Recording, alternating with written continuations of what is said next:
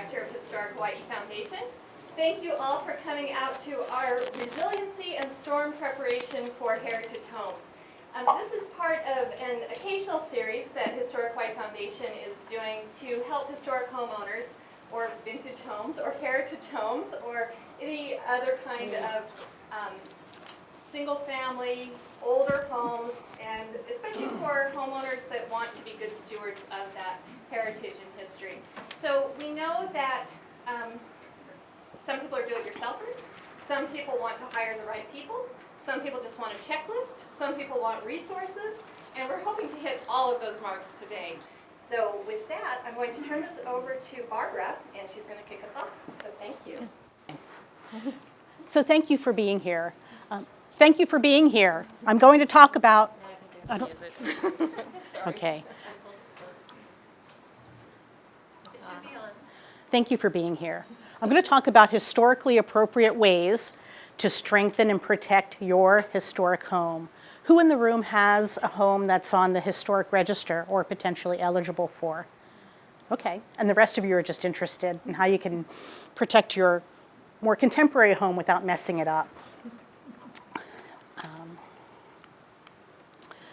So this presentation will introduce cost-effective and appropriate ways to protect your home. The two most important things you can do is to keep your roof on, and one of the ways to do that is installing hurricane clips, and to keep the wind and the water from the interior of your home by protecting your openings, your windows, your doors, and your garage doors. Includes attic vents and others as well. So we're going to look at a couple of ways to keep your roof on and intact, and a couple of ways to protect your openings that won't adversely impact the character of your home. Historic homes require some special consideration. They're often more decorative, and sometimes it makes boarding them up more difficult. You want to be able to do things that are will not damage the historic fabric. You also want to prioritize perhaps the historic character-defining features of your building while you're doing your prep, and I'll talk specifically about what that really means. This is from Department of Commerce and Consumer Affairs, and it shows in diagrammatic form some of the important protections. Again, it's your roof, it's keeping your roof strong and sound and on the building. It's protecting your openings and strengthening for flood as well. Lyle is going to take this same figure and he's going to prioritize it by what is the most important thing you can do, because this is not necessarily in order of importance or priority. Historic homes were obviously built before current codes. And although typically well-built and well-crafted, they were not meant to withstand Category 4 or 5 hurricanes. So it's important to know that you need to prepare for your personal safety. The preparations that you can do will minimize damage to your home and make returning to your home easier. But if you don't have a complete storm and wind, rain, and flood preparedness program in place, you may be safer elsewhere than in your home. And the idea of this program, or these retrofits, is to minimize the damage so that you've got a home to come back to. So again, as Kirsten indicated, there is a lot of information about preparing for your personal safety and evacuation planning, but it's something that you need to think about. So historic homes, when your home gets put on the National Register, the Hawaii Register of Historic Places, they talk about the historic character-defining features of your building. And those are the things that make it unique and special, that make it distinguishable from others. And when doing retrofits, any kind of construction, but retrofits for storm preparedness in particular, you want to favor or prioritize the public-facing elevations. That means you might need to take special consideration on not doing irreversible damage to the public face of your building. Other important features are the roofing, the roof form, your exterior building materials, the siding, the trims, the relationship of the building to the site, and that, the elevation off grade. You want to protect your primary entrances, the windows, and the glazing. Often your historic glass is an important character-defining feature of an older home. And of course, any unique or decorative features. Guidance for historic property retrofits are developed by the Department of the Interior through the National Park Service, but they have standards and guidelines for the treatment of historic properties, and these are like the 10 commandments for historic preservation. I've excerpted them here. I didn't include all of them because they weren't all necessarily relevant, but the information is, I actually have a link to the Secretary of Interior standards in my references. It's certainly worth looking at if you have a historic home.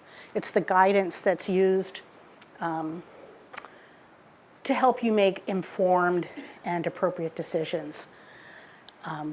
Basically, the first three are more or less of a like mind. Historic properties shall undergo minimal change. Historic features should be preserved and not removed. Deteriorated features are repaired. Preferences for repair over replacement.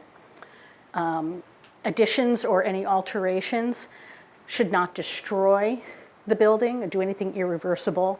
And then it really all comes down to reversibility, that if something is to be removed from the building, something temporary is removed, it hasn't damaged the important character of your historic home.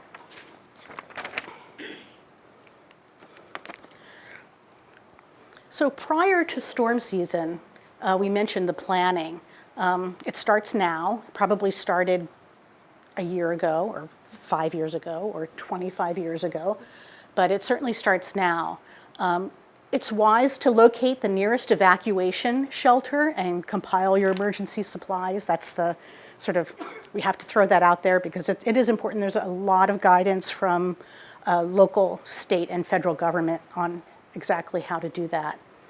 I suggest everybody get a FEMA map or look up the FEMA firm map, the flood insurance rate maps for your property, and understand what the flood hazard is in your neighborhood or for your lot. And I brought a sample of what that looks like. Okay.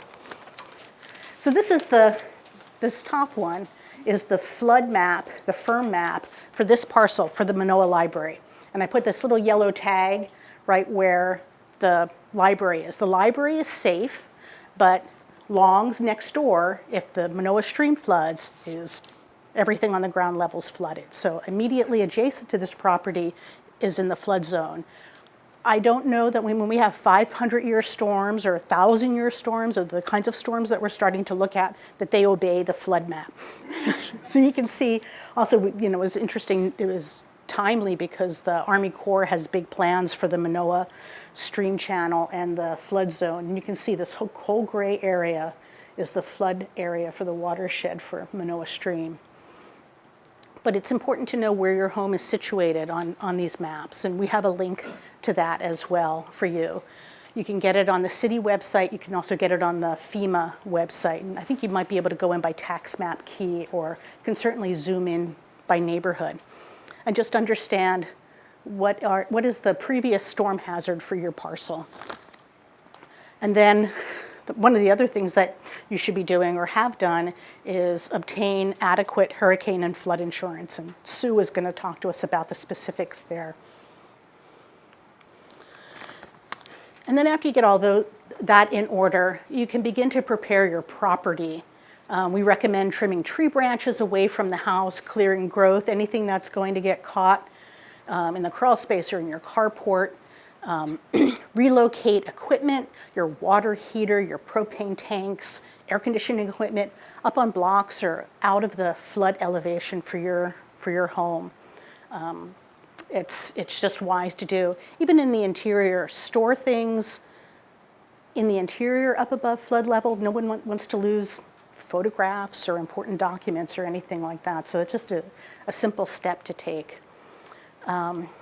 Anything toxic, chemicals, fertilizers, paints, be careful how those are stored. They shouldn't be on the floor of your carport if you're in a flood zone. And then, of course, stockpile sandbags and shovels and all of those other recommended emergency supplies. And then to prepare your house, and this is well in advance of the storm. This is yesterday you've done this. You make sure your house is well maintained. A termite damaged house is much more susceptible to collapsing during storms. You can re-adhere loose shingles, replace loose shingles, make sure your roof is tight. Add the hurricane clips. Most conventionally built older homes, double wall homes, you can get up in the attic and you can install them in the interior. Well, you can have someone install them in the interior for you. But for single wall homes, there's a special clip that's been developed for the Hawaii market, and we are waiting for a sample of that to come up, and I have some pictures of that as well. You can permanently strengthen your roof structure cost effectively when you're re-roofing or installing PV panels or doing a larger renovation. It's an opportunity to make sure your sheathing is tied down. Lyle's going to really hit on that in his talk as well. You can film your window. There's hurricane-rated films. It goes on the inside surface of your window, and Lyle's got some figures that'll show you what happens when the wind pushes in on your windows. It'll keep the glass intact. It'll keep the wind and the rain out for a time being. It will buy you some margin of safety. And then many of these improvements can be offset with your insurance premium discounts. So Sue will touch on that as well. And then the storm's been announced, it's on its way. We know we have 72 hours or 48 hours or however long it's going to be. One of the first things you want to do is deploy your window protection. And I have a couple of specific examples of protection that would be appropriate for a historic home, any home in fact, and coming slides will show that. Don't tape your windows, it doesn't do anything.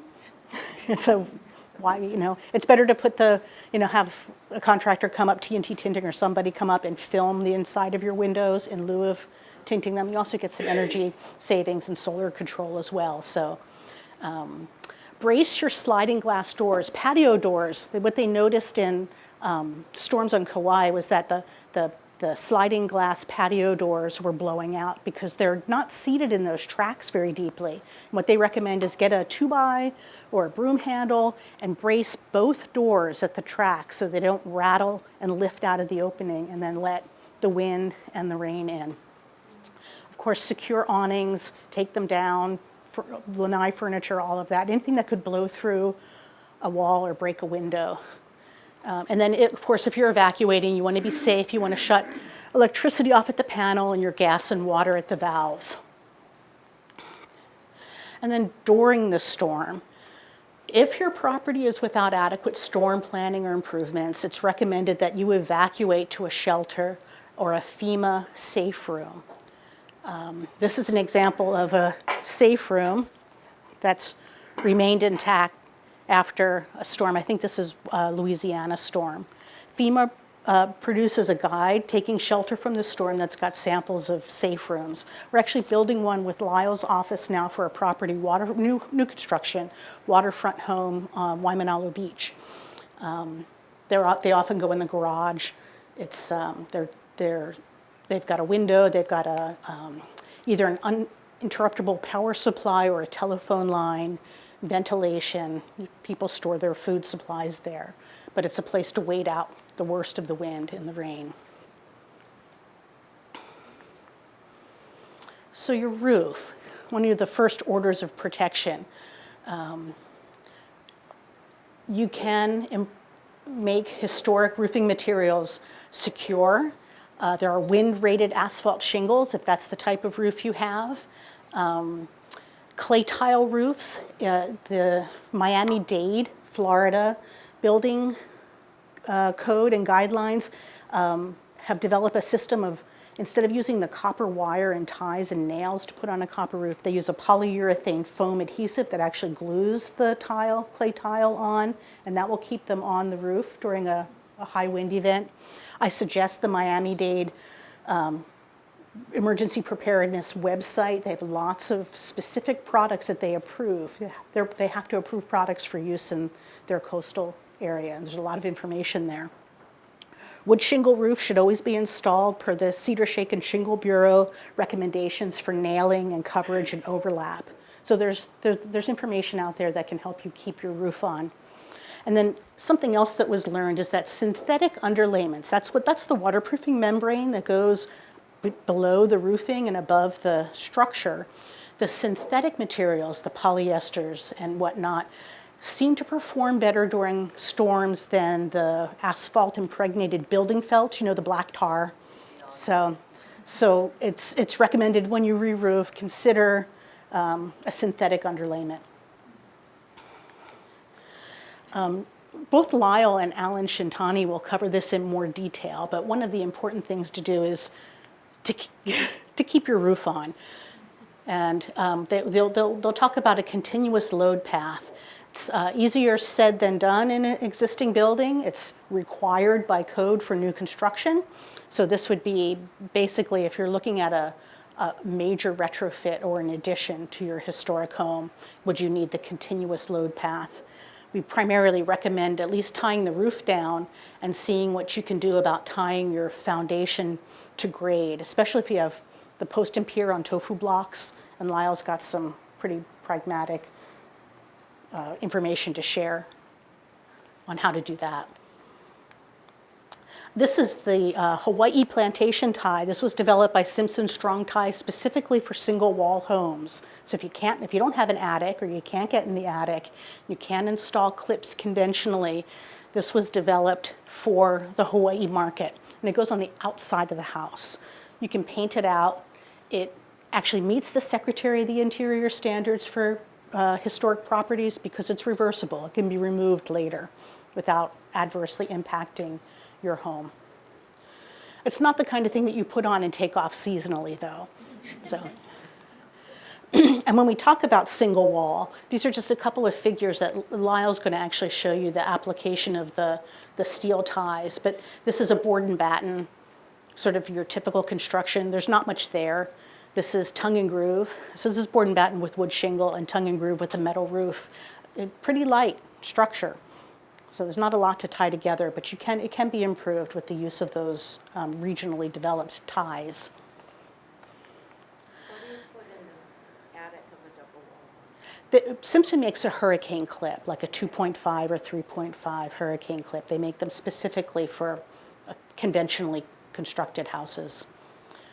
Window protection. After your roof, the next thing would be protecting your openings. And on the mainland, of course, people use storm shutters through storm season. You could do something here.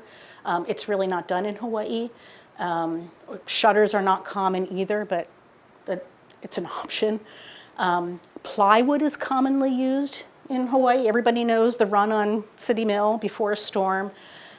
If you go that route, it's recommended that you actually use plywood, that oriented strand board, the OSB, the stuff that looks like a composite. It's got like all the different like chunks of wood. That is not very strong. It's not recommended for use. It's cheap, so people buy it, but it's really not going to do the protection that you need. A recently developed material is corrugated plastic. It looks like plastic cardboard, and I have a picture that's more and more available.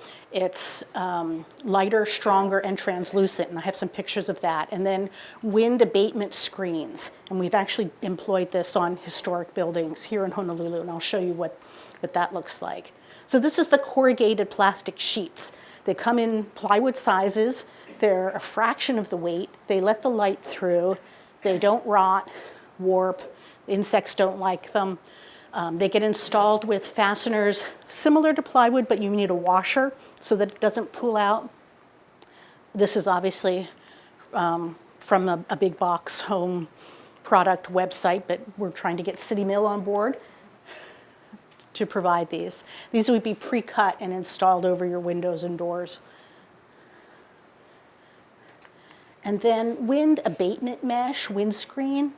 It's, as you can see, this gets set into your wall with probably an epoxy adhesive. And then when the storm comes, these pre-cut mesh panels with the grommets get screwed on with this fastener. We actually have installed this at the Oceanfront Museum at Diamond Head for the Doris Duke Foundation. They have it around their doors and windows, and their staff can deploy these screens in advance of a storm in about an hour because it's all pre-set up. So you put these in the wall, you paint them out, you don't really see them. They've used them selectively there, but it's you can see it covers your lanai and other sort of hard to reach areas, deep gables and other areas that would otherwise be very difficult to protect with panel material. There's other installation methods with, straps and buckles and whatnot. And there is a local firm that that represents this locally. So there are people on Oahu that can measure and install these for you, or at least provide them for you. And then these are my resources. Oops. Let me go back. The Secretary of the Interior standards for the treatment of historic properties, that's the 10 Commandments plus. I brought a copy of, this is the Homeowner's Handbook to Prepare for Natural Hazards. It's developed specifically for Hawaii, and I'll leave a copy up here for people that want to have a look at it after.